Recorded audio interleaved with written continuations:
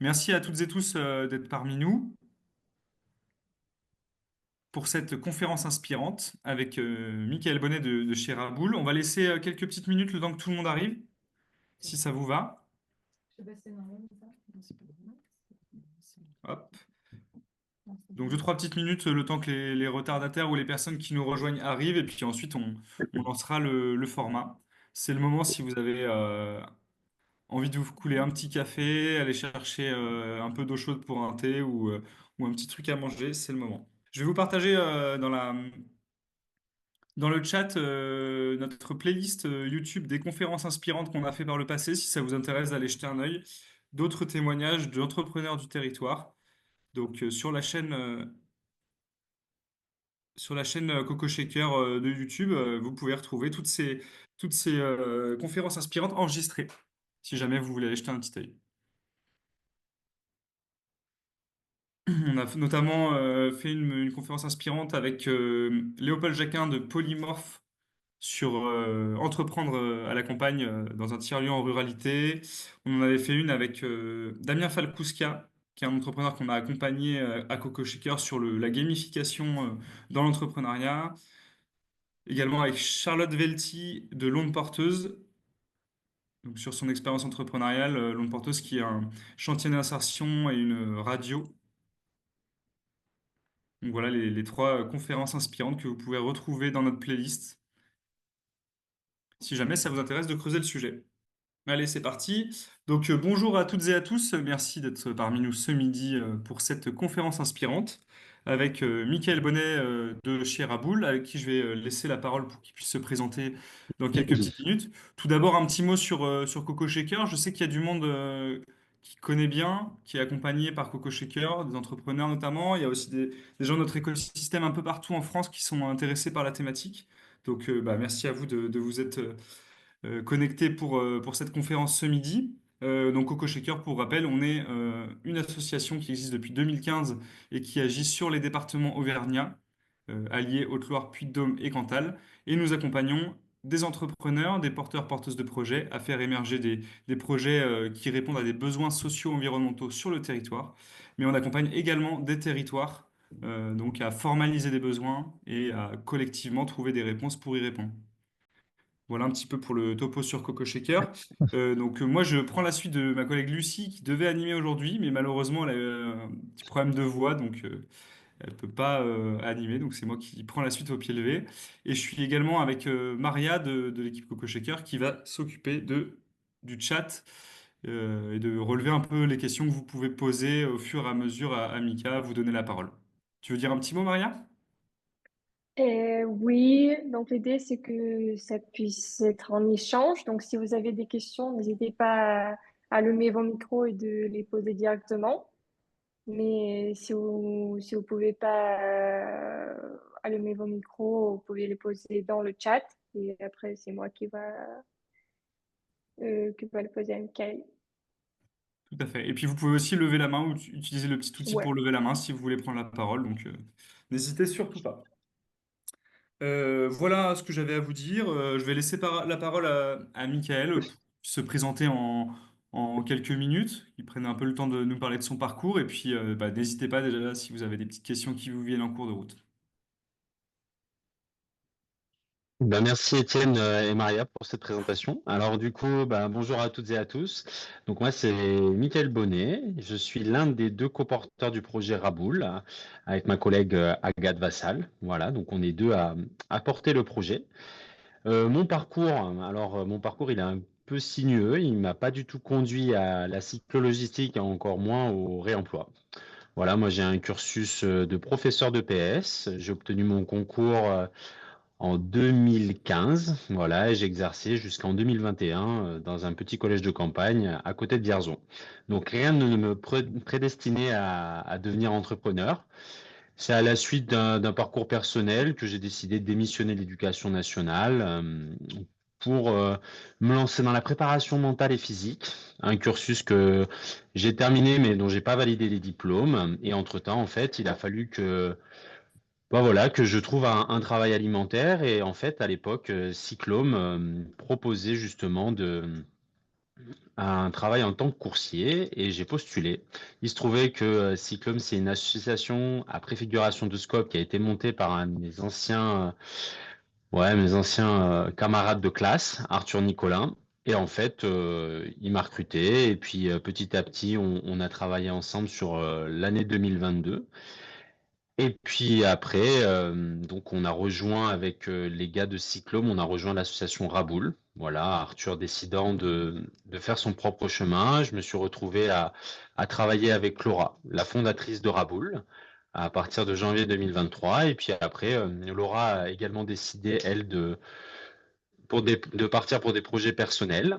Et voilà, après son aventure dans la restauration et chez Raboul, elle a décidé de me confier le projet en 2024. Voilà, donc je suis devenu porteur de projet en 2024 et après co-porteur de projet à partir de mars. Parce que j'ai recruté très vite Agathe pour pouvoir m'épauler sur justement la cyclo-logistique et la mise à disposition de contenants réemployables.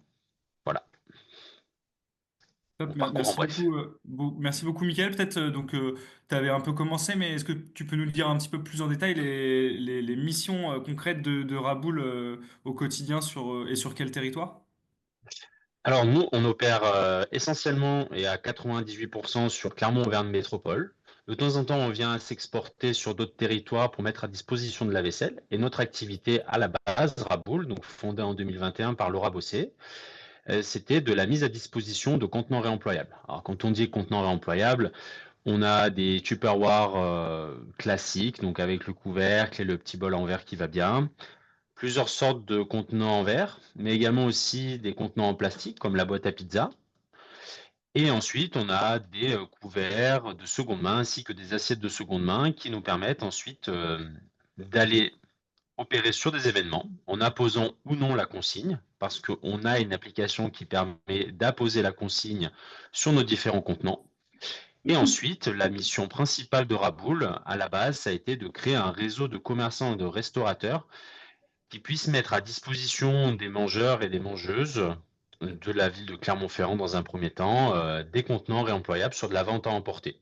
Voilà, donc vous allez chez votre commerçant, vous commandez une salade, elle est directement préparée dans nos contenants et ensuite, via notre web application, vous avez la consigne qui est apposée dessus et quand vous le ramenez, on vous rend votre consigne. Voilà, donc c'est un système très simple. Ça peut prendre la forme d'une carte prépayée, d'une valeur de 3, 6, 9 euros, voilà, qui correspond à des montants bien spécifiques sur nos contenants, ou alors carrément d'avoir une cagnotte en ligne, donc avoir votre propre espace qui vous permet ensuite de vous, en tant que mangeur, de cumuler des points de fidélité et donc d'accéder à des réductions chez nos restaurateurs partenaires. Voilà un petit peu l'essence même de Raboul. À la suite de ça, donc, on a pu et eu l'opportunité de se diversifier. Et donc, avec l'appui de la goguette, on a pu faire ensuite du traiteur zéro déchet. Voilà, donc on confie nos contenants réemployables aux restaurateurs. Donc ça, c'est une troisième activité de contenants réemployables. Les restaurateurs cuisinent dedans et ensuite on l'emmène sur le lieu de l'événement et les participants de l'événement peuvent se régaler. Donc un exemple, hein, si vous faites un petit buffet en entreprise ou un petit repas d'entreprise, et ben, si vous passez par Raboul, vous avez simplement à nous envoyer un petit mail avec votre commande. Et ensuite, nous, on se charge du reste. Voilà, vous nous dites si vous voulez du végétarien, du carnet, si vous voulez des petites pièces ou bien vraiment un vrai repas assis. Et nous, on se charge de tout. On est vraiment cet intermédiaire-là et on met à disposition du restaurateur la vaisselle nécessaire. Et après, et ça, c'est aussi le prolongement du projet, c'est que on a cette partie de livraison à vélo. Et donc, effectivement, ce buffet traiteur, il est livré à vélo par moi-même ou ma collègue, ou bien l'un de nos collègues coursiers. Voilà. Après, donc, on a fusionné, entre guillemets, donc on a absorbé l'association Cyclome en janvier 2023. Voilà. Donc moi, à cette époque-là, j'étais chargé de mission pour faire en sorte que les missions de livraison continuent à tourner, mais également pour développer le zéro déchet sur les événements et auprès des restaurateurs. Et donc, la livraison, on en fait plusieurs. On est d'abord, entre guillemets, Cyclone faisait d'abord de la livraison de repas type grande plateforme. Donc nous, on a notre propre application qui s'appelle CoopCycle, qui est partagée et mutualisée à l'international. Et en fait, si vous allez dans d'autres villes de France, comme à Nantes, vous tomberez sur les coursiers nantais et leur catalogue, qui vous permettra donc d'accéder à l'ensemble des restaurateurs avec lesquels ils travaillent. Si vous allez du côté de Strasbourg, ce sera Kouglof, et ainsi de suite. Donc sur Clermont, ce sera Raboul. Voilà, donc autrefois c'était Cyclone, maintenant c'est Raboul, mais on fait les mêmes choses. Le client passe commande, et à la suite de ça, nous, on va récupérer la commande chez le restaurateur et on le livre en direct auprès de nos clients. Petit truc en plus, c'est que voilà, tout au long de l'année 2022, 2023 et 2024, on a tenté de mettre en place la livraison zéro déchet. Donc avec nos contenants réemployables, on les met à disposition de notre restaurateur et en fait, aujourd'hui, il y a un pont qui se fait entre notre web application et notre application de commande en ligne sur laquelle, en quelques clics, voilà, si vous souhaitez une pizza dans un contenant réemployable, bah, c'est très simple, vous passez commande chez Oncleraclip parce que c'est le seul à le faire à date sur notre plateforme. Vous demandez à ce que vos pizzas soient dans des contenants, ça vous bascule sur l'application de la consigne, vous mettez 6 euros, hop, vous revenez sur l'application pour passer la commande et ensuite nous, on sait que quand on va aller retirer votre commande auprès du restaurateur, on saura que c'est dans les boîtes réemployables. Et si jamais vous avez déjà des boîtes chez vous, vous pouvez simplement faire le retour directement sur l'application. Et nous, quand on va venir vous livrer vos pizzas, on va également reprendre les contenants que vous avez déjà utilisés et les récupérer. Et ainsi de suite.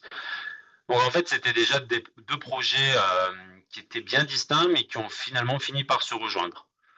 Et nous, on a, avec Agathe, on a essayé de faire en sorte d'aller plus loin et de concrétiser les aspirations de Laura d'un côté et puis de l'autre côté Arthur, tout en voilà, poussant aussi ce qu'on avait envie de faire. Et moi, j'avais envie de faire aussi un petit peu, pas seulement de travailler dans le milieu de l'alimentaire en termes de livraison et en termes d'emballage, j'avais à cœur aussi de faire de la livraison de colis pour les professionnels.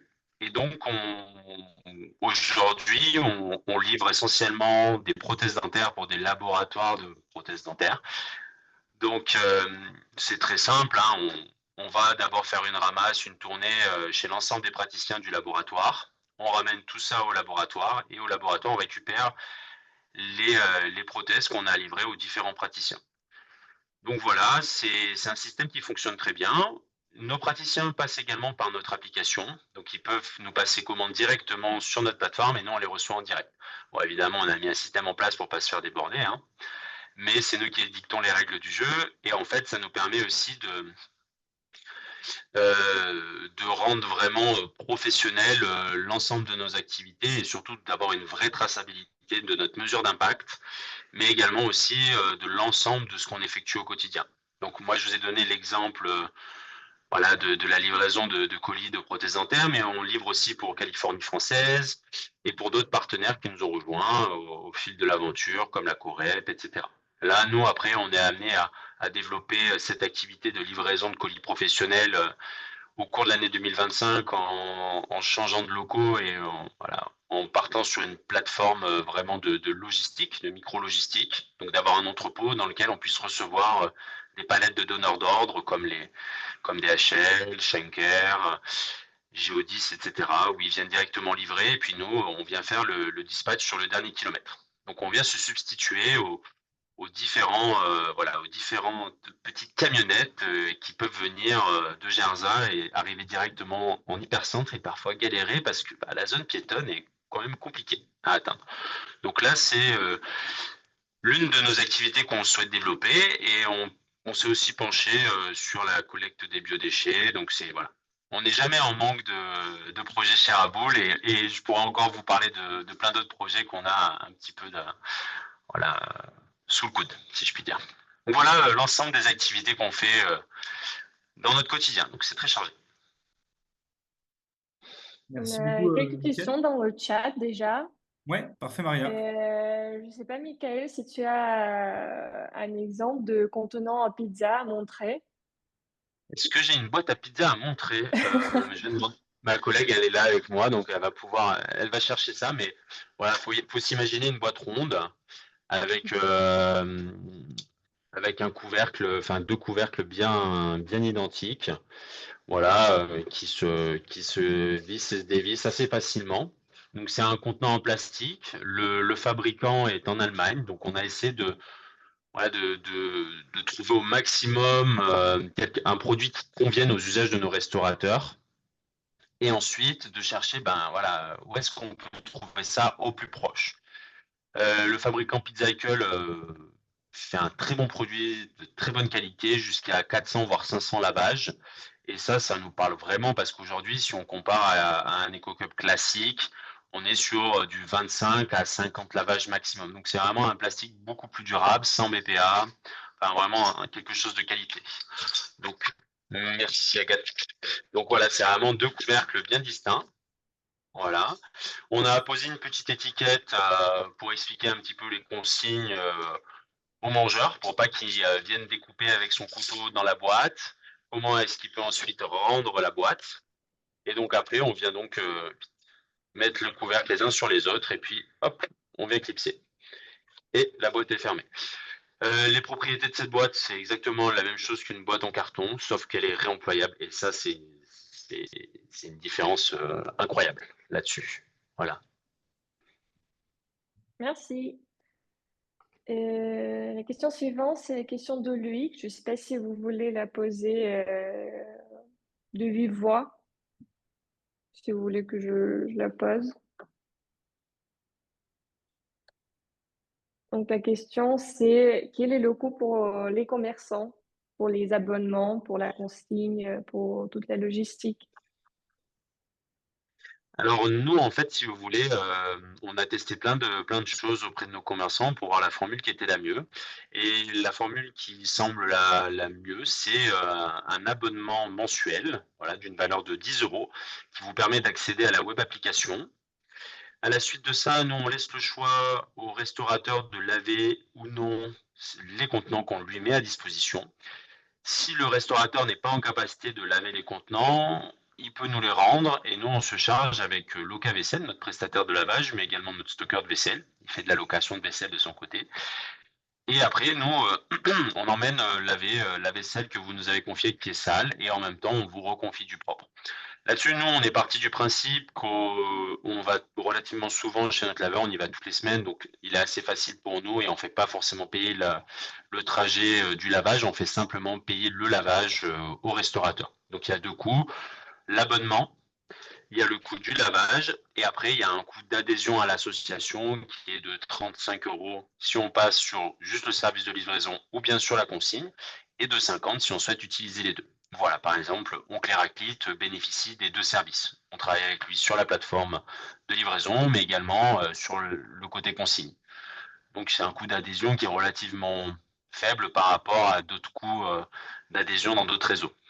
Voilà pour vous faire un petit peu l'exemple rapide et la démonstration de comment nous on a bâti notre modèle économique. Après, à savoir que on est quand même soutenu par Clermont-Auvergne Métropole sur spécifiquement la mise à disposition de contenants pour les restaurateurs et commerçants pour justement pousser ça. Voilà, nous, on a une enveloppe qui nous est allouée depuis 2 ans, même 3 ans, c'est la troisième année, et qui nous permet d'avoir des tarifs très incitatifs pour que les restaurateurs et les commerçants puissent passer le pas. Merci Voilà. beaucoup, Mickaël. Il y avait une petite précision sur l'adhésion dont tu fais référence. Philippe demandait si c'est à l'année, c'est ça? Ouais. C'est à l'année, ouais, tout à fait. Exactement. Donc nous, voilà, c'est à l'année. Et bon, bah, comme toute association, vous pouvez ensuite participer à l'Assemblée générale, enfin aux deux assemblées générales qu'on a chaque année, et voter sur les différentes choses qu'on met, voilà, qu'on met sur la table pour nos adhérents. Voilà, donc en fait, nous, on se prépare déjà à un passage en scope d'ici 3 à 4 ans.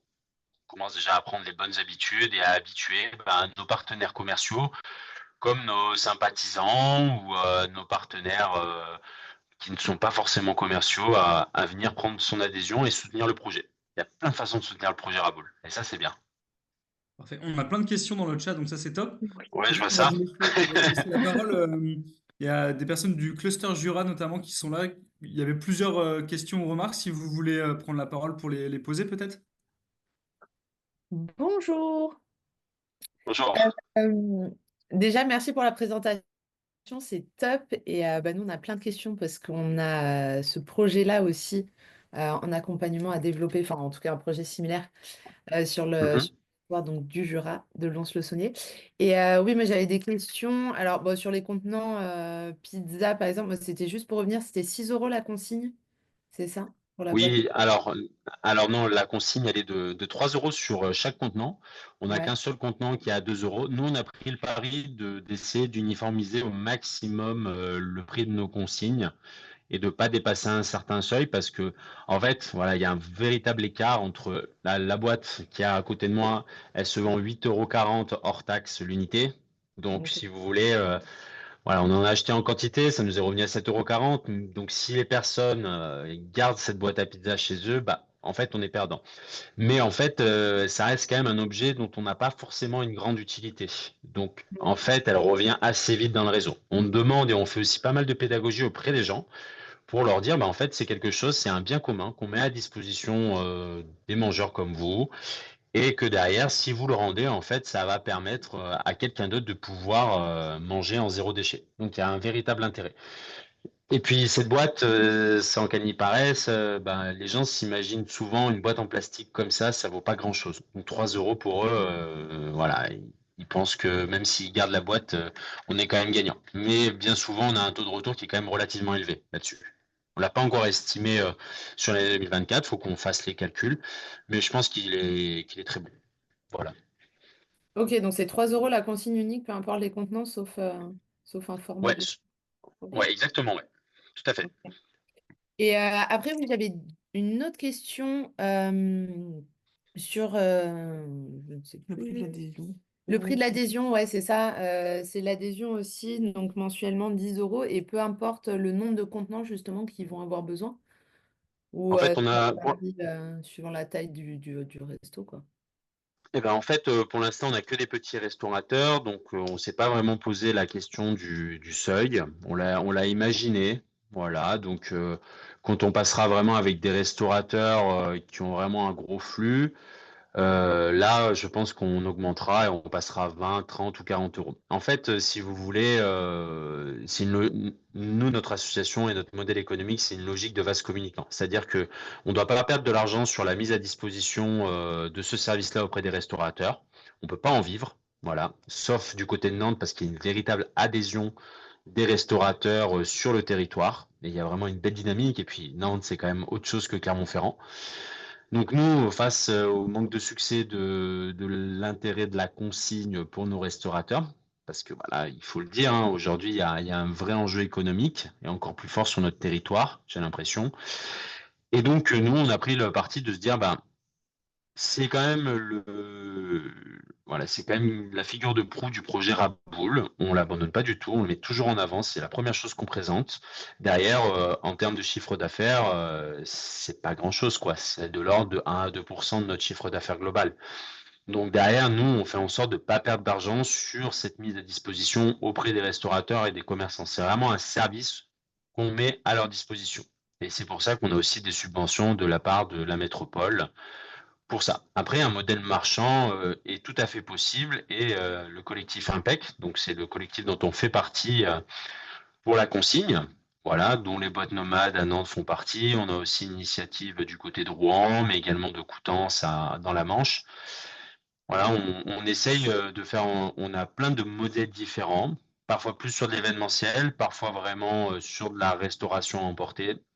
Toutes les logiques et tous les modèles économiques sont imaginables. Et nous, on a pris le parti voilà, de faire du vase communicant et de ne pas perdre grand-chose sur la mise à disposition de nos contenants, quoi. Voilà, je vous parle en toute transparence, moi, j'ai rien à cacher de ce côté-là.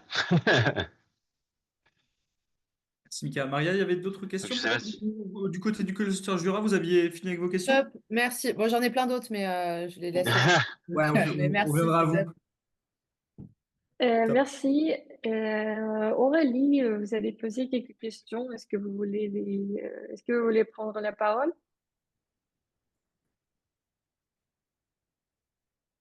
Oui, bonjour. J'avais posé une question concernant le programme Colis Active, savoir si Raboul bénéficiait de ce programme sur le territoire de Clermont. Oui, très bonne question. Merci Aurélie. Tout à fait, on vient juste de signer la convention il y a 2 semaines avec Polyactive. Donc, on va commencer à bénéficier de ce programme-là. Voilà, ils ont débloqué cette région pour l'année 2025. Et là, on attend justement que Clermont-Auvergne Métropole vote en faveur de l'application de ce programme pour qu'on puisse en bénéficier sur ensuite l'année 2026-2027. Et on verra par la suite si on peut prolonger ce programme un peu plus loin. Peut-être Voilà. nous en dire Donc, un petit pour peu plus sur ce rappel, que c'est? Voilà. ouais, exactement. C'est là où j'allais en venir. En fait, c'est un programme qui permet de développer la cyclo-logistique, mais la livraison de colis véritablement. C'est du colis non alimentaire. Donc, en fait, ils n'avaient pas envie de se faire court-circuiter par les grandes plateformes comme Uber Eats et Deliveroo, et donc se sont adressés vraiment sur du hors alimentaire. Et en fait, si vous voulez, pour vous donner un exemple très concret, sur une tournée que je peux faire par exemple aujourd'hui où je délivre 15 colis où je fais 15 livraisons et ramassages cumulés en 1 heure, et ben le programme Colis Active vient financer justement à hauteur de 10 euros par heure et par coursier justement l'ensemble des colis que je vais récolter et déposer. Donc en fait ça permet aussi aux donneurs d'ordre, que peuvent être par exemple des laboratoires de prothèses dentaires, mais également des gros transporteurs, de rendre la cycle logistique très attrayante. Là où aujourd'hui, en fait, pour vous donner une idée très concrète, des colis Chronopost, c'est entre 2,50 € et 3,50 € voilà, à chaque fois qu'on va poser un colis chez un client. Donc, c'est pas grand-chose. Donc, il faut énormément de volume pour pouvoir que cette activité devienne rentable. Sachant qu'en moyenne, voilà, un livreur est en capacité enfin, si un livreur à vélo est capable de livrer 10 à 14 colis à l'heure. Donc, le programme Colis Actif permet d'appliquer vraiment, d'inciter le transporteur à confier plus de colis et donc à avoir un volume de livraison beaucoup plus étendu sur toute une journée.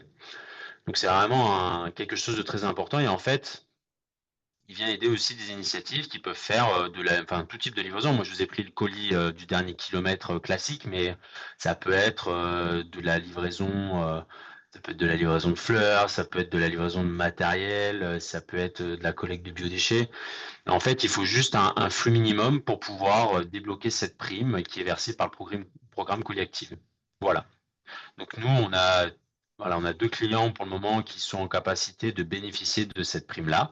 Donc on est en train de les intégrer, à la fois à notre plateforme de cycle logistique et au programme Colis Active.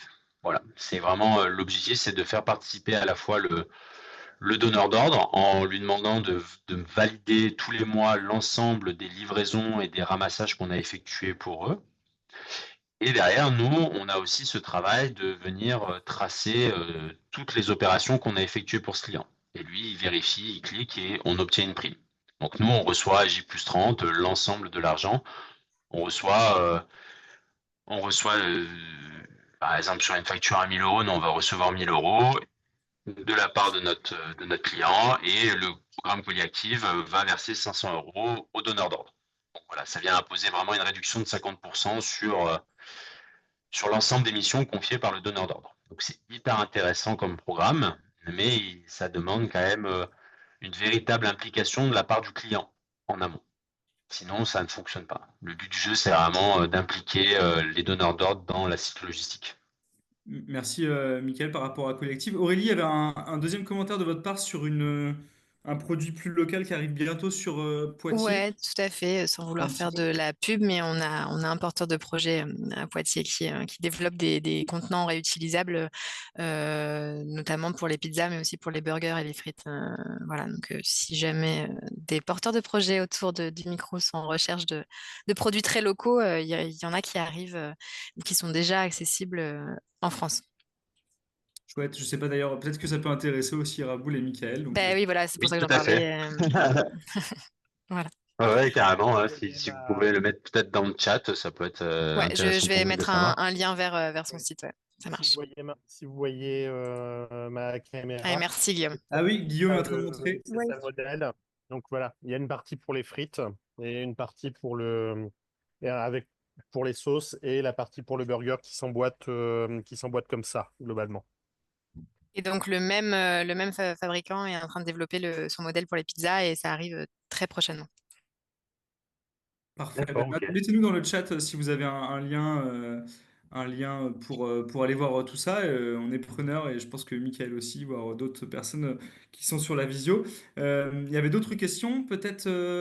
Il y avait pas mal de questions sur le Et modèle économique. Peut-être ouais, Guillaume et Loïc, c'est ça, Maria? oui, c'était Loïc.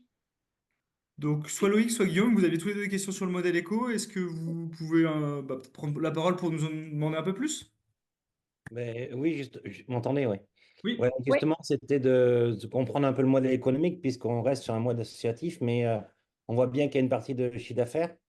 Ma question, c'était, j'ai compris qu'il y avait un soutien financier par subvention, j'imagine, de la métropole, mais comment on peut faire pérenniser le projet quand chaque année, tu dois faire la demande de sous et ça reste pas un peu précaire comme situation? Comment tu envisages la suite pour rendre le modèle économique plus viable à moyen terme?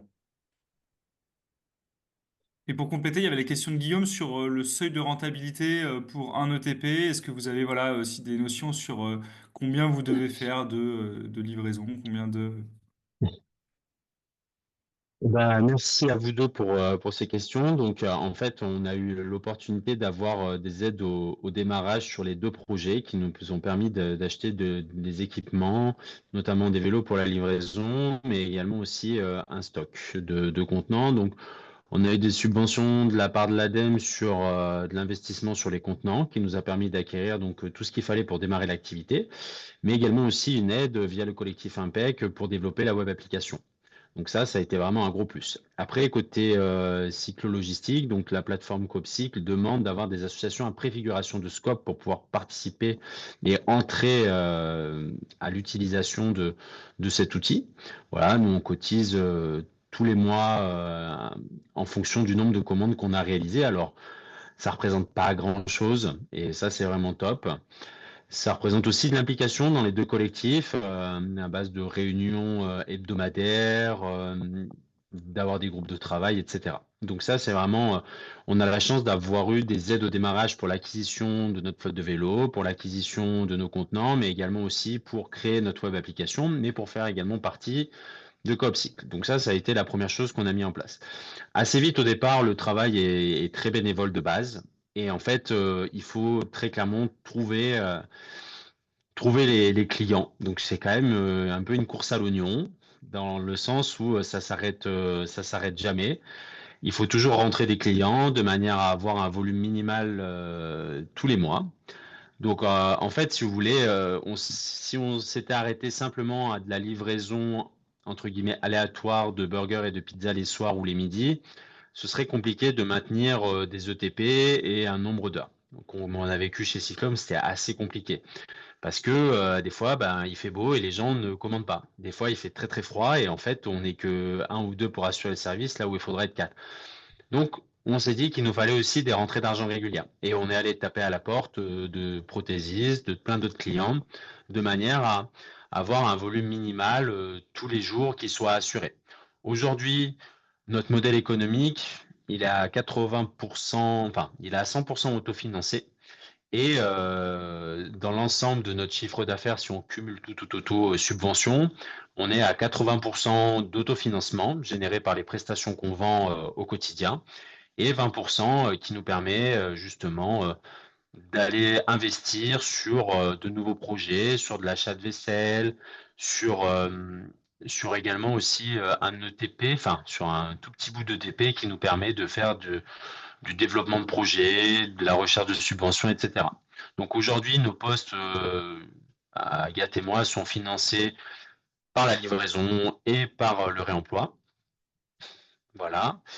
Et derrière, les petites parties administratives, etc., elles sont subventionnées par l'enveloppe, par les deux enveloppes de la métropole. Donc, en fait, il faut savoir jongler. En fait, c'est pour ça que je parlais d'une logique de vase communicant, c'est que l'événementiel, le traiteur zéro déchet, c'est de la saisonnalité. En hiver, vous allez avoir beaucoup de prestations traiteurs à assurer. En été, beaucoup moins. À l'inverse, la partie événementielle, elle va s'étaler de fin mars jusqu'à début octobre. Donc là aussi, il faut être en capacité de pouvoir réagir.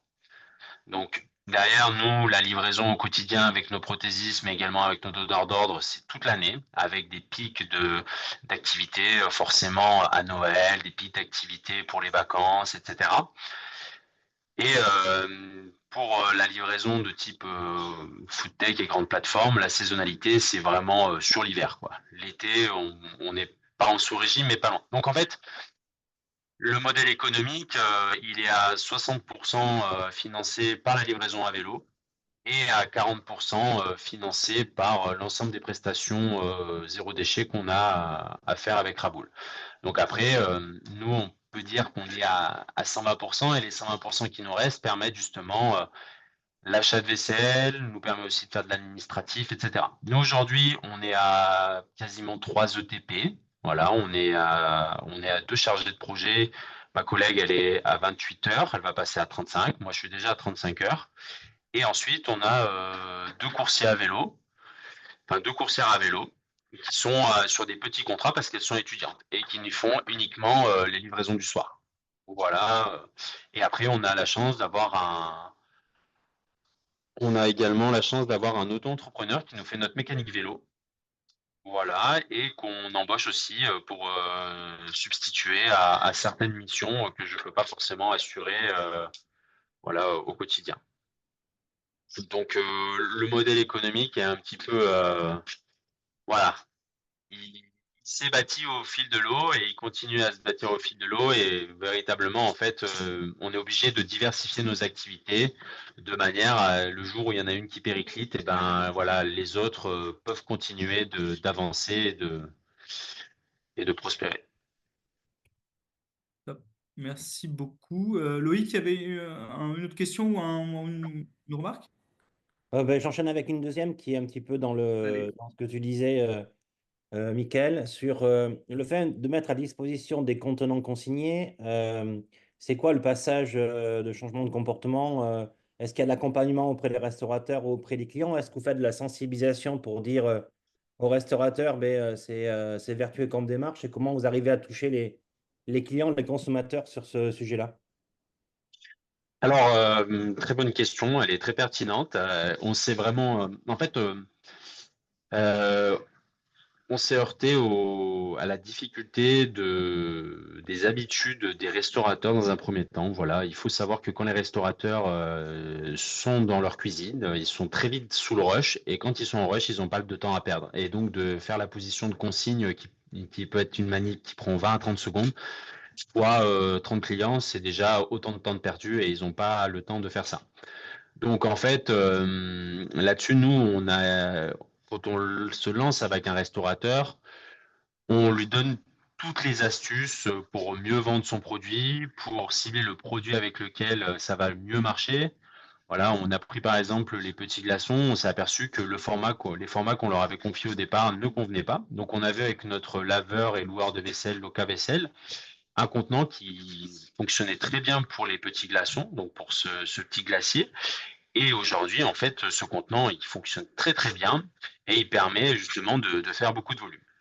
Le glacier, il a très peu de périodes de rush, ou alors les rushs sont très courts. Et puis, il faut surtout comment dire, faut que le restaurateur soit prescripteur de la solution aujourd'hui. En tout cas, sur notre territoire. S'il n'est pas prescripteur, ça ne fonctionne pas.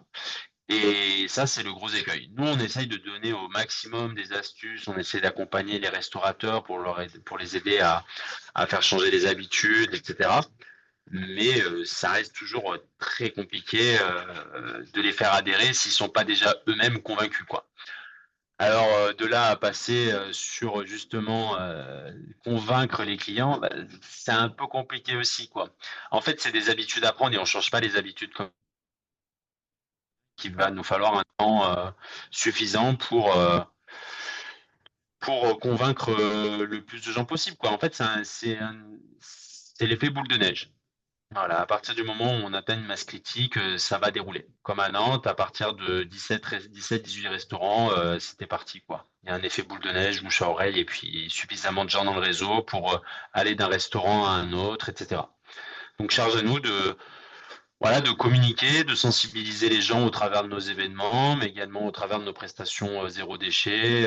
En fait, on est toujours en train de prêcher la bonne parole c'est pour ça il faut qu'on se fasse connaître. Et quand on est une association, on n'a pas forcément de budget alloué à la communication sur des supports, sur des réseaux, sur un site internet et également sur aller dans les écoles, aller dans les entreprises pour parler de ça. En fait, c'est un gros travail de lobbying qui est assez complexe, surtout sur un territoire qui est à cheval entre, bah voilà, entre ruralité et aussi, voilà, et aussi très citadin, où les habitudes sont pas forcément ancrées chez les gens, quoi. Voilà, aujourd'hui, moi, je pourrais très bien vous catégoriser la clientèle qui deal avec nous sur la livraison, mais également sur les contenants, c'est des CSP+, quoi.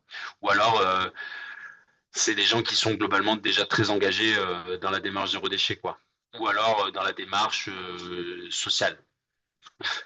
Donc, nous, on se leurre pas, on est très honnête et on a identifié plein de freins voilà, au développement de la consigne et du réseau consigne, quoi. Et c'est pour ça qu'aujourd'hui, on a, enfin, assez vite en 2024, on s'est dit, en fait, voilà, il faut qu'on ait d'autres revenus que simplement la consigne, quoi. Mais on doit toujours garder cette envie de faire réseau avec la consigne auprès des restaurateurs et commerçants, quoi. Voilà. Merci. Lorraine, tu as eu quelques questions. Est-ce que tu souhaites les poser? Ouais, carrément.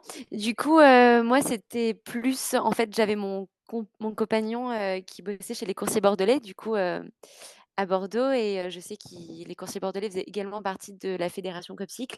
Mais juste, je me demandais s'ils avaient une application, mais je m'étais jamais posé la question et aussi je voulais savoir, si vous aviez, qu'est-ce que vous aviez comme vélo? Enfin, si vous aviez une flotte de vélos, si c'était plus la team, Bullitt ou Omnium. Voilà, tout simplement. Ok, bah merci pour cette question. Oui, en effet, en fait, l'application Coop Cycle, elle est au national et à l'international. Et comme je le précisais, voilà, vous entrez vos coordonnées où vous êtes et vous tomberez sur l'initiative en question. Donc, si vous êtes à Bordeaux, vous tomberez sur les coursiers bordelais.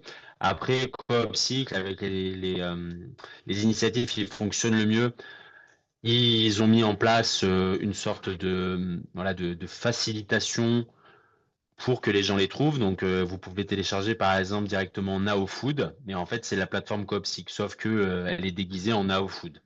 Donc, nous, voilà, on travaille à avoir suffisamment de volume pour qu'ensuite, nous, on puisse avoir justement notre apparition sur Android ou sur Apple Store, Raboul. Voilà. Après, derrière, non, on n'est pas Team Bullitt, on est Team Omnium, parce que, en fait, enfin, c'est pas moi qui ai choisi, c'est Arthur à l'époque qui avait décidé d'investir dans les Omnium. Donc, on a 2 Omnium. Ça fonctionne très, très bien. C'est des très bons vélos. C'est des VTT avec une plateforme à l'avant, qui peut être très courte ou très longue, selon les besoins. Elle permet de transporter de 30 à 40 kilos pour les plus costauds. C'est des vélos qui peuvent être électriques ou non. Voilà, c'est vraiment des vélos qu'on peut, qui sont sur mesure, si je puis dire, qui peuvent être, voilà, qui peuvent être bricolés par Omnium. C'est une marque danoise et ça fonctionne très bien. Voilà, surtout avec le relief clermontois où on peut se dire ah c'est compliqué. Non, la cassette qu'on a à l'arrière nous permet vraiment de grimper tout type de rue à la condition que on ait suffisamment une bonne condition physique pour le faire. Et après pour les transports, par exemple, qui sont assez lourds. Euh, Par exemple, quand on transporte de la vaisselle ou bien les buffets zéro déchet ou ce genre de choses, on a la chance d'avoir un vélo cargo de la marque 12 avec une plateforme à l'avant qui peut accueillir jusqu'à 80 kg. Et derrière, elle est augmentée avec une remorque fleximodale du modèle Runner qui permet de transporter jusqu'à 200 kg de matériel. Alors, on évite de trop charger les remorques et les vélos pour allonger leur durée de vie. Donc voilà, après on a la chance de communiquer très souvent avec Coopcycle et les autres initiatives pour avoir des retours d'expérience sur le matériel qu'ils utilisent. Voilà, la semaine dernière, je suis allé du côté de Strasbourg voir l'association Cycle. Alors ils passent pas du tout par Coopcycle, mais j'ai fait une immersion chez eux et eux ils sont Team Bullitt. Voilà, ils aiment pas les vélos cargo 12, ils préfèrent les Bullitt électriques et les remorques électriques de la marque Carla plutôt que d'autres marques qui sont sur le marché. Donc après, voilà, c'est chaque initiative va piocher les bonnes idées à droite à gauche et prend ce qui leur convient aussi. Moi, j'ai pas trouvé les vélos Bullitt super, j'ai préféré le vélo 12. Voilà, donc en fait, c'est un petit peu la bataille entre est-ce qu'on préfère Mercedes ou Audi ou d'autres marques, c'est un peu la même chose quoi. Mais ça reste quand même, il faut se dire que quand on fait un travail qui est récurrent, régulier et quotidien, il faut investir dans de très bon matériel. Sinon, le jour où ça vient à casser, ben, vous êtes un petit peu embêté, quoi. Nous, on a eu ça en janvier. Et heureusement, on avait notre vélo Cargo 12 qui était encore fonctionnel. Et ça nous a dépanné, quoi. Après, ça n'a pas fait forcément le travail de nos omniums, mais en tout cas, ça nous a permis pendant les 2-3 jours où ils étaient cassés, à notre mécano d'intervenir et de réparer l'un puis l'autre. Voilà. Donc, il faut toujours avoir un plan B, un plan C et parfois un plan D. Top. Merci Mika. Du coup, juste, donc tu parlais des marques de vélo, Omnium, Bullet, et, et après on arrête avec le côté Euh, technique parce qu'on va en perdre la moitié sinon. ouais, oui, c'est ça. Et après, les remorques, il y a Fleximodal et il y a aussi Carla. Voilà. Ok, Donc, merci. et maintenant, on peut arrêter la partie technique, mais si jamais vous avez besoin, vous pouvez m'écrire un mail. Il n'y a pas de problème. Il y a le formulaire qui est sur notre site. On se fera un plaisir de vous répondre et de vous donner les fiches techniques. Parfait, Merci merci en tout beaucoup. cas de m'avoir Merci. répondu. Merci. Et il y avait peut-être un complément sur, par contre, sur les contenants. Tout à l'heure, tu as montré la boîte à pizza, tu as parlé de Loca Vaisselle, donc, qui est votre partenaire sur les contenants. Du coup, du côté du cluster Joie, il y avait une autre question sur ces contenants. Est-ce qu'il y en a d'autres qui sont en plastique hormis les boîtes à pizza? Et c'est quoi un peu les autres contenants actuellement que vous avez et si vous réfléchissez peut-être un peu sur des choses à mettre en place? Ouais, bah, Et en fait, d'où viennent j'ai vu ces passer. contenants aussi? Pardon. Oh, D'où est-ce qu'ils pardon. viennent? Non, non, Si tu veux bah, compléter du peut-être, coup, vas-y, hein, la question. ouais, ouais, carrément. Ouais, bah, c'était de savoir aussi d'où ils venaient. Est-ce que vous avez autre chose, c'est ça, Hmm. comme type de contenant, quel type, quel Ouais, matériau et d'où ils viennent aussi, hormis les ok. pizzas que tu expliquais tout à l'heure. Ok, très bien. Et ben en fait, ça m'a fait sourire parce que tout à l'heure j'ai vu passer Bibaz. Alors en effet, on a regardé évidemment déjà les contenants Bibaz il y a déjà quelques mois de ça. On avait remarqué la boîte à burger et puis effectivement la marque qu'on a choisie, donc c'est Pizzaichle, c'est allemand. C'était ce qui convenait le mieux sur le marché au moment où on a fait notre recherche. C'était en 2023, me semble-t-il, même 2022. Après, les contenants en verre, c'est du verre trempé, tout ce qu'il y a de plus basique. L'inconvénient, c'est qu'ils sont pas recyclables et donc finissent en ordures ménagères ou dans les gravats, si vous allez à la déchetterie. Et les couvercles sont généralement vendus avec et sont d'un autre fabricant. Mais le fabricant, par exemple, nous, on a des contenants qui viennent, enfin, qui sont de chez Arc, la gamme Arco Rock, avec les couvercles de la part du fabricant en question. Ensuite sur les petites verrines qu'on met à disposition du glacier, alors j'ai pas envie de dire de bêtises, mais il me semble que c'est un fabricant du côté de Brive, un indépendant, mais on aurait pu très bien choisir la marque Vec avec les couvercles qui fit parfaitement aussi avec leur contenant en verre. Voilà. Et après, je réfléchis si on n'a pas d'autres marques de contenants. Non, voilà. Donc c'est Arcorock ou bien Pizzaichle. Et ensuite, c'est de l'assiette de seconde main, des couverts de seconde main qu'on va chercher notamment aux mains ouvertes ou chez Emmaüs ou de dons particuliers, mais également aussi en ressourcerie. Voilà, les ressourceries sont quand même un gisement qui sont très importants pour nous. On est toujours dans le réemploi, pareil sur les événements voilà, quand on met à disposition des panières, des paniers, c'est des choses qu'on a déjà chinées auparavant, quoi. Donc, on est vraiment dans cette perspective de se dire, acheter du matériel neuf, c'est bien, mais parfois, le réemploi, c'est beaucoup mieux. Mais en l'occurrence, quand on met à disposition de professionnels du matériel, il faut que ce soit du matériel qui dure et donc on est obligé d'acheter neuf, quoi. Voilà. Après, via le collectif Impec, on mutualise pas mal d'achats que ce soit pour nos cartes consignes ou bien pour acheter des palettes de vaisselle. D'autres initiatives utilisent aussi la marque Duralex.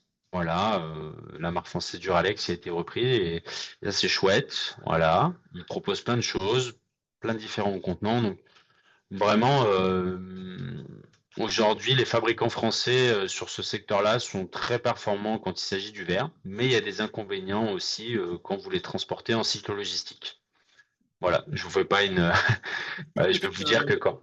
Pour compléter, est-ce Ouais. qu'il y a eu des expérimentations que vous avez faites, notamment sur ces questions des contenants, mais ça peut être aussi sur la cycle logistique, par le passé, qui vous ont amené à vous rendre compte de problématiques? Est-ce que tu as un exemple comme ça d'expérimentation que vous avez pu faire et puis ça fonctionnait pas bien et vous avez dû adapter la solution?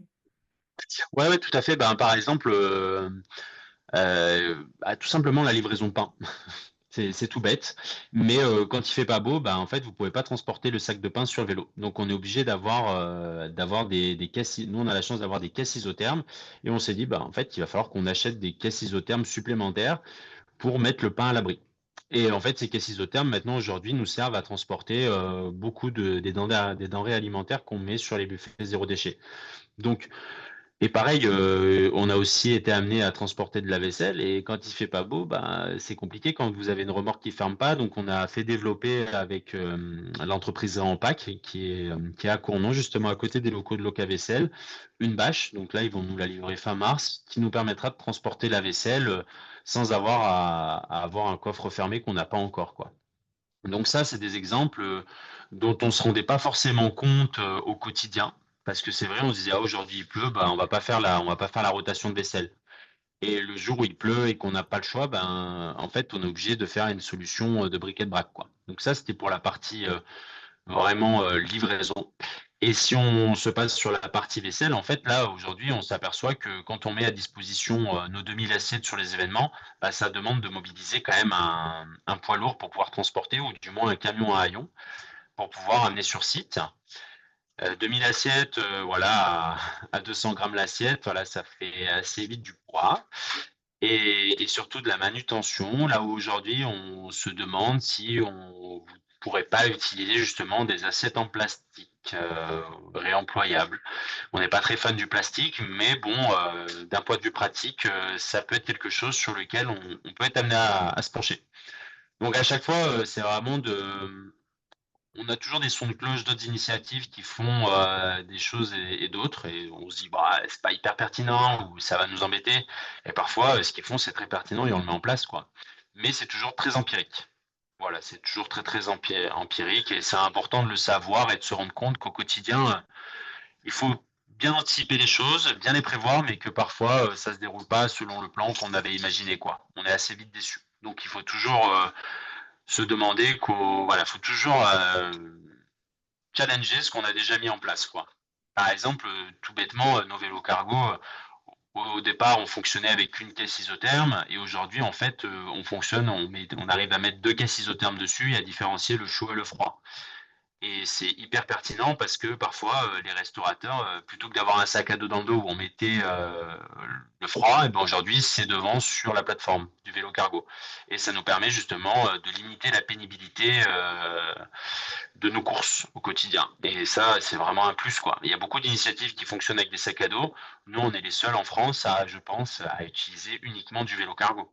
Et en fait, voilà, c'est un bien fou pour la pénibilité, quoi. Quand moi, je peux faire un soir comme dimanche dernier où j'ai fait plus de 60 km de livraison, 60 km de livraison avec un sac à dos de 4-5 kilos, c'est pas pareil que 5-6 kilos en plus devant sur vélo cargo, quoi. Donc voilà, c'est des expérimentations au quotidien, c'est des essais, c'est des erreurs. On se trompe, parfois on réussit, et puis même quand on réussit, il faut toujours chercher à améliorer encore la solution. C'est l'entrepreneuriat, quoi. Exactement. Malgré qu'on soit une association, il faut rester dans cette perspective d'entreprendre, quoi. Top. Il y avait d'autres questions, Maria? Merci. Ouais. Oui, Guillaume, vous avez eu quelques questions sur les partenaires. Oui, Vous oui, laissez poser? j'ai eu des questions. En fait, écosystème, hein, globalement. Et si je prends un peu de hauteur, là, je citais Zero Waste France, mais c'est plus de se dire, quel a été l'écosystème qui a été favorable au développement de Raboul et comment ça s'est passé? Et est-ce qu'il y a eu des écosystèmes aussi qui ont pu être bloquants ou qui ont pu faire perdre du temps, notamment? Et j'aurais une petite question annexe. Clermont-Ferrand, c'est comment? Ça grimpe beaucoup ou c'est plutôt plat? Merci pour ces questions. Alors, l'écosystème favorable au démarrage, par exemple, de l'activité de livraison à vélo, ça a vraiment été le contexte du Covid, voilà, de la Covid, que ce soit pour la vente à emporter, mais également pour la livraison, où là, Arthur et Laura ont eu ces deux idées-là de monter chacun de leur côté leurs initiatives, leur association. Au départ, Raboul bénéficiait du restaurant La Goguette, qui avait pas mal de partenaires avec lesquels travaillait déjà Laura. Et elle leur a proposé justement de passer sur ces contenants réemployables au moment du Covid, au moment de la Covid, pour justement faire de la vente à emporter. C'est comme ça que ça s'est passé. Et puis à l'usage, les restaurateurs se sont aperçus que ça ne convenait pas forcément à leurs usages in fine et se sont retirés petit à petit du réseau. Pareil, du côté de la livraison à vélo, on s'est d'abord appuyé sur des restaurateurs convaincus par l'utilité d'une alternative aux grandes plateformes, parce qu'on prend beaucoup moins en termes de commission que ces grandes plateformes-là, mais on a bien moins de visibilité. Donc à chaque fois, ça a toujours été des gens qu'on connaissait et qui nous reconnaissaient pour le travail qu'on menait sur d'autres activités. Aujourd'hui, l'écosystème, il est toujours un petit peu le même, c'est-à-dire qu'on a réussi à fidéliser les clients du départ et à les garder auprès de nous. Et la fiabilité de notre service nous a permis d'accéder à des clients, toujours des petites structures. On n'a jamais dealé avec des grosses structures pour la simple et bonne raison que parfois les grosses structures, il y a quand même une inertie qui est très lente et nous, on peut pas se permettre d'avoir cette inertie-là, quoi. On a besoin d'avancer et de bouger. Donc à chaque fois, c'est des longues discussions pour entrer voilà, dans des grands groupes comme Michelin pour au final se solder par nous dire ah ben en fait ça nous intéresse plus, notre prestataire Sodexo est mieux. Donc en fait, on est parti du principe de se dire on va proposer une multiplicité de services aux restaurateurs et aux commerçants du centre-ville par n'importe quel biais, voilà. Et ensuite, le maillage associatif nous aide pas mal maintenant, parce que au départ, c'est quand même une association qui est qui a été portée par le salariat, qui est toujours très portée par le salariat. Et là, on essaie vraiment, on travaille, on est sur un DLA depuis début 2024 pour justement structurer à la fois la gouvernance, mais également pour se doter d'un collectif de bénévoles. Donc c'est vraiment nos travaux de l'année 2025, c'est de structurer une gouvernance, mais également de structurer un vivier de bénévoles qui puissent nous aider à intervenir sur les événements, à sensibiliser les gens sur les événements, et aussi de fédérer des gens autour de notre cause sur la livraison. Donc voilà, en fait, on a besoin de temps, d'acteurs qui nous font confiance, et en fait, on est quand même dans une petite ville, le bouche à oreille fonctionne très bien, la presse locale fonctionne très bien, donc il faut pas vouloir se précipiter en fait. Moi, pendant très longtemps, je ne vais pas vous le cacher, pendant très longtemps, depuis que j'étais voilà, chez Raboul et chez Cyclome, je gagnais pas ma vie avec ça, quoi. Et pendant un an et demi, j'ai mis un an et demi avant de me rémunérer à hauteur d'un ETP, donc du SMIC. Et en fait, il faut pas lâcher, quoi. C'est pas tout rose, il faut faire des sacrifices. Là encore, aujourd'hui, je fais 50 à 70 heures semaine minimum. Donc, en fait, l'écosystème, il est chouette, mais voilà, il demande à vivre. Et parfois, vous avez beau avoir une multiplicité de clients, en fait, ça vous donne pas le volume suffisant pour vivre. À l'instar que des fois, il y a des clients qui vous payent très bien et vous faites un tout petit volume avec eux. Et en fait, voilà, c'est la poule d'or. Donc, en fait, c'est quand même très complexe de sortir une règle générale de quel écosystème est favorable au développement de votre activité. Ce qu'il faut simplement retenir, c'est que nous, on a les pouvoirs publics avec nous qui nous soutiennent de près comme de loin, parfois financièrement, parfois une petite tape sur l'épaule, des fois ils nous regardent avec bienveillance, ils nous commandent aussi souvent. Donc, en fait, c'est petit à petit, quoi. Il faut y aller petit à petit, pas forcément se presser et surtout ne pas avoir peur de ne pas dealer avec certaines personnes ou voilà, de quitter certaines personnes sur des partenariats, etc., quoi. Et il faut aller faut être sympathique avec l'ensemble des gens, quoi. Enfin, c'est notre fibre. Après, voilà, c'est aussi des caractères, c'est aussi des fois ça match avec certaines personnes, des fois pas vraiment. Et puis c'est comme ça aussi, hein. Et pour compléter aussi cette dernière question, est-ce que Clermont-Ferrand monte beaucoup? Oui, je confirme. C'est une ville avec une butte, une cuvette, et après il y aura une butte. Donc en fait, parfois c'est un peu compliqué les sorts de livraison. Voilà, je citais 60 km dimanche, mais je pense que sur 60 km, il y a bien dû avoir 1500 mètres de dénivelé, quoi, en cumulé. Donc à chaque fois, c'est des toutes petites montées, mais voilà, si on fait ça avec un vélo cargo, on sait qu'on va devoir prendre aussi en compte, si on vient à faire de la collecte de biodéchets, Il va falloir aussi qu'on trouve les routes les plus adaptées. On peut pas prendre la grosse montée qui est du côté de la rue Saint-Hérem pour les Clermontois. Et on devra passer de l'autre côté et monter sur une pente beaucoup plus douce pour pouvoir accéder à la butte, quoi, et pouvoir faire nos activités. Donc il y a ça aussi à prendre en compte, quoi. C'est vraiment de l'empirique au quotidien. Voilà. Merci. Et Loïc, je vous laisse poser votre question. Eh ben, oui, c'est pour faire la suite. C'est quoi les ambitions? En deux mots, mais c'est quoi le nombre de restaurateurs que vous voulez aller convaincre? C'est quoi la progression en termes, alors, chiffre d'affaires, enfin, du moins en termes de ressources? Sur l'impact zéro déchet, c'est quoi le bon nombre de contenants distribués et mis sur le marché pour avoir un vrai impact sur la réduction des déchets? Et puis, en fait, après, c'est quoi l'ambition de création d'emplois et puis c'est quoi l'ambition de l'essaimage? Oh. Bah, j'essaie d'être synthétique.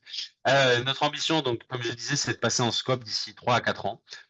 Pourquoi la scope? Parce qu'en fait, voilà, on est sur des métiers qui sont relativement difficiles, dans lesquels on ne peut pas avoir voilà, une tête pensante qui n'est pas au contact de son équipe. Donc, on demandera, et je pense à terme, à ce que chacun d'entre nous mette la main à la pâte sur une tournée ou sur du nettoyage, etc. Voilà. Donc ça, c'est véritablement l'ambition d'ici 3 4 ans. Pour atteindre cette ambition-là, en fait, on se structure en termes d'association. Donc, on apprend un peu toutes et tous ensemble à fonctionner de manière la plus horizontale possible pour mettre en place les choses. Et à côté de ces scopes-là, on continuera à faire vivre justement notre association donc on aura une entité associative et une entité entrepreneuriale qui travailleront ensemble sur certains sujets, mais voilà, qui se donneront des coups de main mutuels. La partie associative qui fera du lobbying et continuera de parler du zéro déchet, qui continuera de parler de l'ensemble des activités que porte entre guillemets le côté scope. Donc ça, c'est vraiment voilà, le macro. Après, si on rentre plutôt dans le détail, donc en termes de restaurateurs sur notre plateforme, on espère à la fin de l'année arriver à une vingtaine de restaurateurs sur la plateforme de commande en ligne. Sur les professionnels avec lesquels on travaille, que ce soit dans l'alimentaire en dehors de la plateforme ou sur de la livraison de colis professionnels, on espère atteindre pareil une vingtaine de partenaires. Là aujourd'hui on est à 15 côté livraison de repas et à 10 côté partenaires professionnels. Côté commerçants, ben, voilà, sur l'année 2024, on espérait être à 10 commerçants. Aujourd'hui, à date, on n'en est qu'à 2.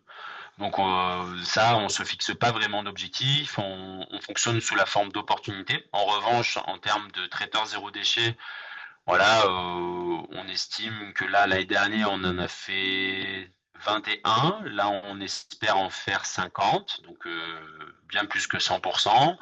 Et en termes d'événements, l'année dernière, on en a fait 7 et on espère que cette année, on en fera 12 à 13. Donc en fait, en termes de croissance, on est à chaque fois sur entre du 50 et du 100% sur chaque secteur d'activité sur les 2-3 prochaines années. Voilà. Donc en termes de chiffre d'affaires, ça va aussi l'augmenter énormément. Là, cette année, on était sur un chiffre d'affaires de 60 000 euros pour 2024. En 2023, on était à 40 000.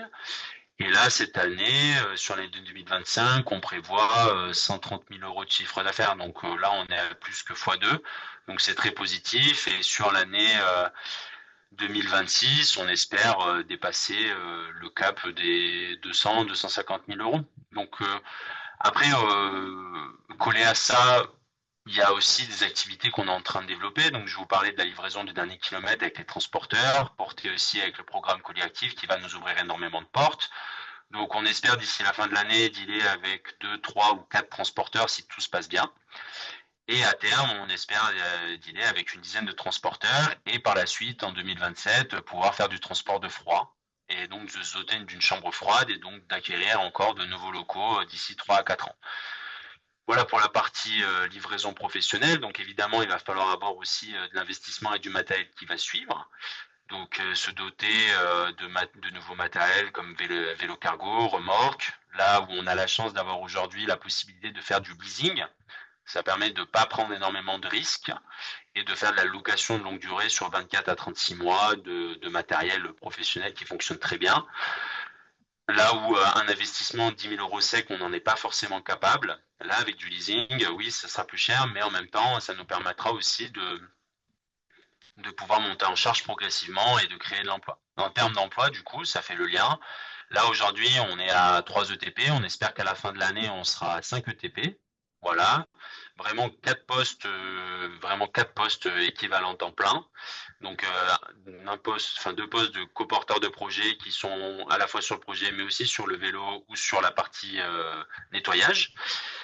Et après, avoir notre salarié, notre mécanicien vélo, et que lui puisse monter aussi son projet d'atelier d'autoréparation, d'atelier d'autoréparation à côté de ça, avec d'autres ateliers d'autoréparation, et d'avoir quelqu'un qui nous fasse la communication tout en nous faisant aussi, dans un second temps, la livraison. Et après, de continuer d'avoir une équipe de 3 à 4 coursiers pour les activités de livraison de repas du soir. Voilà. Donc après, si on veut être encore plus complet sur la partie lavage, donc nous, on va rapatrier une bonne partie de notre stock avec notre nouvel entrepôt d'ici quelques mois, mais on va continuer à envoyer l'ensemble de notre vaisselle lavée chez notre partenaire à Cournon, là où aujourd'hui c'est très bien desservi en termes de pistes cyclables. Ça nous prend 1 heure de faire l'aller et le retour tout en déposant et en faisant la manutention nécessaire avec notre vélo cargo. Donc ça reste quand même un peu long, mais ça reste quand même très avantageux pour nous. Derrière, en termes de développement, donc on a projeté, là on est en train de voir aussi avec, on a été contacté par la métropole, mais également par Veolia pour plancher sur la collecte des biodéchets dans la zone piétonne du centre-ville de Clermont-Ferrand. Il y a des associations et un réseau qui s'appelle Cycle Organique qui fait ça, déjà un peu partout en France. Nous, on aimerait pouvoir faire ça sur Clermont-Ferrand. Et ça nous permettrait aussi d'obtenir des aides au démarrage de cette nouvelle activité, mais également de pérenniser de nouveaux emplois et d'optimiser aussi l'ensemble de notre flotte de vélos, etc., quoi. Donc, on n'est pas en rate de projet. On a aussi un projet plutôt social qu'on aimerait mettre en place aussi. On pense très fortement à une maison des coursiers pour accueillir ces salariés en situation de précarité par le biais des grandes plateformes, voilà, et de leur proposer tout un tas de services comme le modèle de la maison Gisèle Halimi du côté du CHU Estin qui parle vraiment pour la cause des femmes. Nous, on aimerait parler de la précarité de ces emplois-là. Donc ça, c'est vraiment quelque chose qui est en fil rouge et qu'on aimerait que ça voit le jour. Donc voilà, on travaille, on se renseigne et c'est des dossiers qu'on a au quotidien à gérer, quoi. Voilà. Merci. Merci beaucoup, Mika. Il reste un bon quart d'heure. N'hésitez pas si vous avez encore quelques questions qui vous brûlent les lèvres, c'est le moment. Je crois, Maria, que dans le chat, on a épuisé les questions. Ouais. Peut-être, moi j'avais une petite question un peu sur et faire partie de réseaux au niveau national. Qu'est-ce que ça vous apporte concrètement? Qu'est-ce que vous a apporté que ce soit le réseau Impec, si je dis pas de bêtises, Coop Cycle, il y a plusieurs réseaux. Eh ben, ça nous apporte, immédiatement, ça peut vous apporter, par exemple, le Coop Cycle, ça nous a apporté tout de suite une plateforme très fonctionnelle, un outil que tu mets en place en l'espace de quelques jours et qui nous permet tout de suite de démarrer une activité.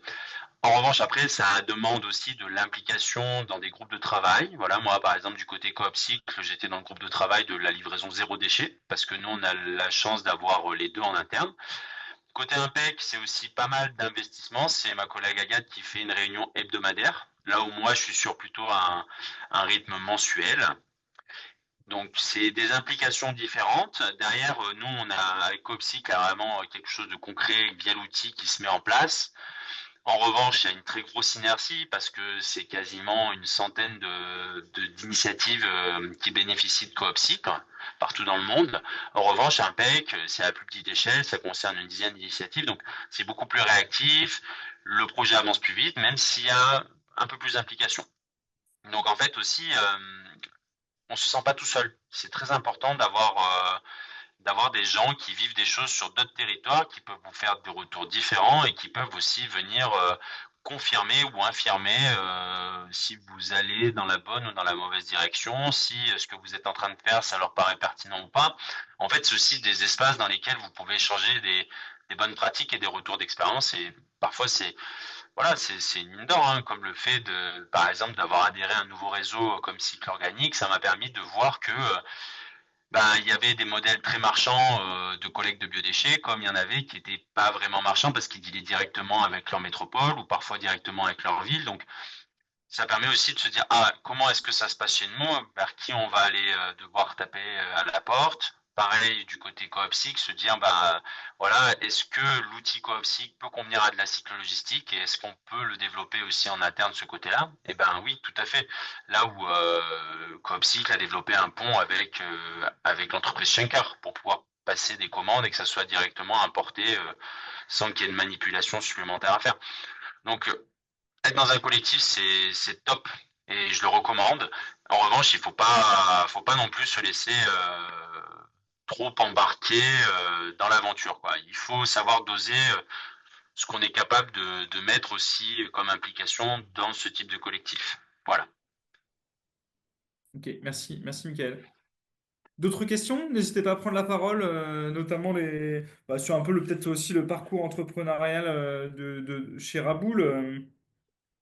Moi, je pose une autre petite question, mais n'hésitez Vas-y. vraiment pas. Il reste quelques minutes encore de visio pour celles et ceux qui n'ont pas pu prendre la parole.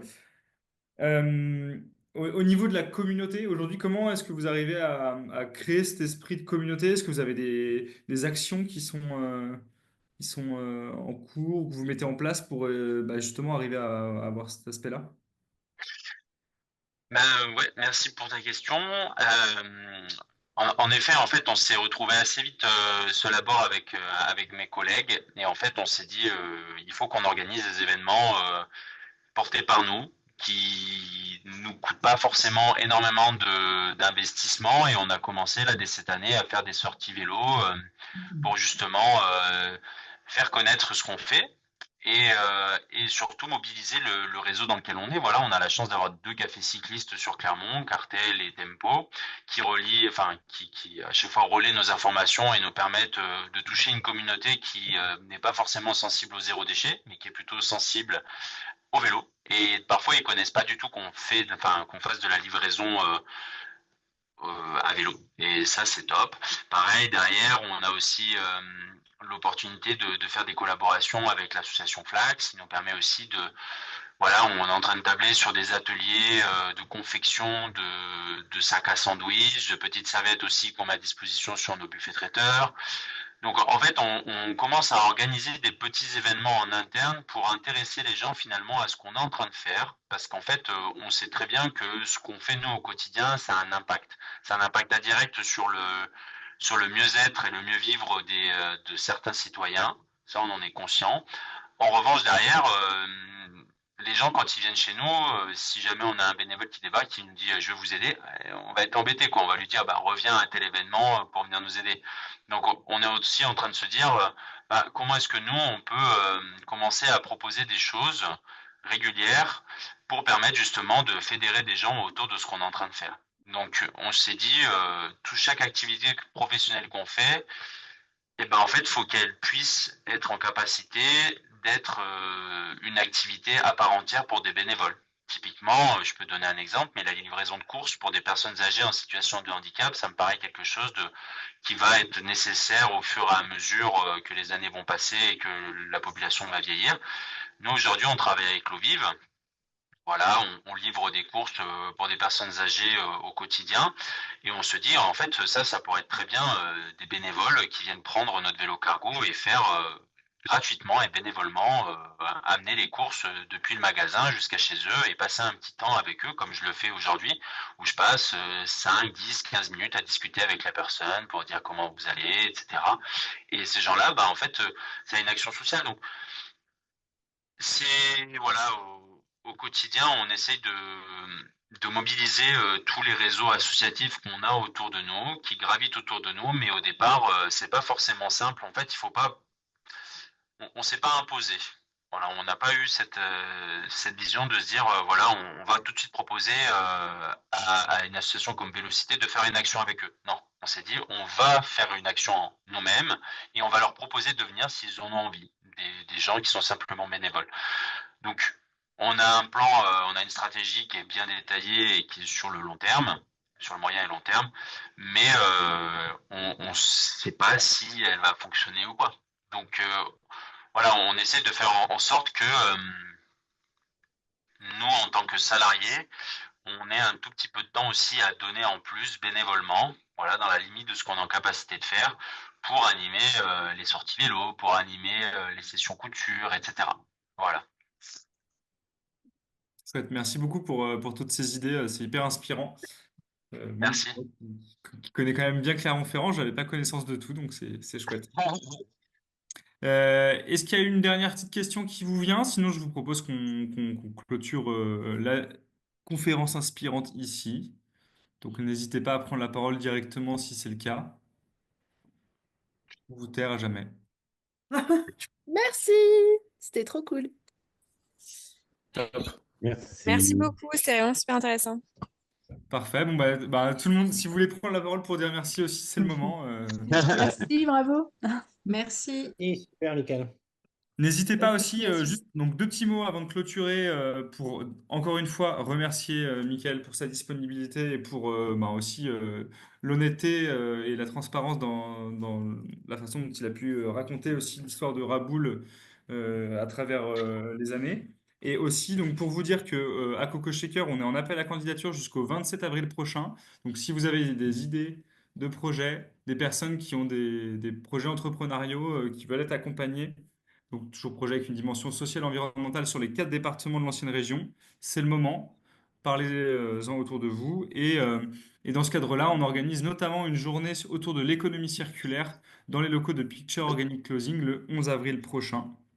Donc voilà un petit peu sur le côté événementiel de Coco Shaker. Maria va vous mettre le lien vers notre agenda dans le chat si ça vous intéresse d'aller jeter un œil. Et après, cette vidéo a été enregistrée, elle sera disponible sur notre page YouTube. Donc si jamais vous avez des personnes autour de vous, notamment, bah, voilà, je vois qu'il y a des personnes d'incubateurs qui souhaitent aller y jeter un œil ou la partager à des entrepreneurs de leur territoire, faut pas hésiter. C'est fait pour être partagé un maximum. Voilà, voilà. Michael, un dernier petit mot avant de qu'on se laisse? Eh ben, déjà, je tenais à remercier Coco Shaker de m'avoir permis de faire cette petite conférence inspirante. Je vous remercie beaucoup, Étienne. Merci beaucoup, Maria. Et puis, merci à vous toutes et tous d'avoir assisté à cette conférence en espérant avoir répondu au mieux à l'ensemble de vos questions. Et puis, c'est toujours super pour nous comme pour moi d'avoir des retours positifs et bienveillants de votre part. Donc, merci beaucoup. Et si vous avez des questions complémentaires, bah, tous les contacts de Michael sont sur le site de Raboul. Donc vous aurez soit Michael, soit Agathe, ensuite par mail. Mais n'hésitez pas à les contacter si vous avez des questions un peu plus techniques sur les contenants, sur la marque des vélos, ce genre de choses. On se fera un plaisir de vous répondre. N'hésitez pas à nous contacter par mail. Voilà, on est quand même relativement réactif et on a toujours envie de partager ce qu'on fait de mieux au quotidien. Top. Bonne après-midi à toutes et tous. Merci encore et à bientôt.